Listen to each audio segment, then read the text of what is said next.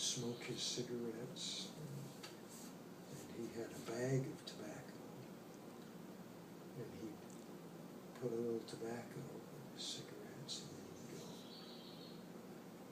then he'd roll up the paper around it, and it looked about like that. And then he'd light his cigarette and put it in his mouth, that he had just made. I don't think he probably ever smoked a cigarette that came out of it was Package. already a cigarette. He rolled them all and had this little cloth bag of tobacco, and he'd open it, roll it up, put it in his mouth. He was, I probably told you all this, would be your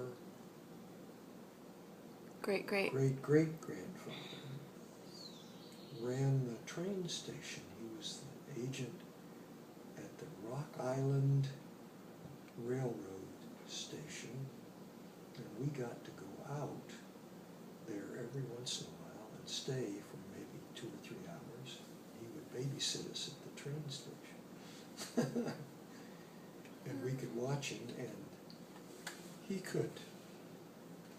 he did Morse code. That's the way they communicated in those days. It was just a little thing that you'd click, but it would send those clicks over the wires to whoever he was sending Morse code to, and he'd just sit there and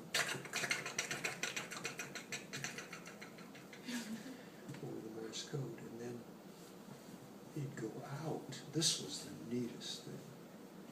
When the train would come by, a lot of times it didn't stop, but he'd want to give messages to the engineer of the train, so he had this long stick, about this long, and it had a Y on the end of it, and he'd put a string through it and put the message on the string, and he'd hold it out, and when the train would go by, the engineer of the train, whether he had another hook or something, but they'd just reach out and he'd take that string with that note on it as the train went by. No cell phones, no computers. No cell phones, no computers, just a note on a stick. A note on a stick that the engineer in the train would pick up. How cool. It was really cool, and we were just fascinated to watch it. You'd wait for the train. But the other thing we used to do, he'd let us do it, was take a penny, and you put the penny on the railroad track, and when the train would come by, it would smash the penny, and it would just be, about 3 times the size of a penny when the train would run over it on the railroad track. Like those machines that spit out the souvenir penny. Oh yeah. Yeah. It'd be like that.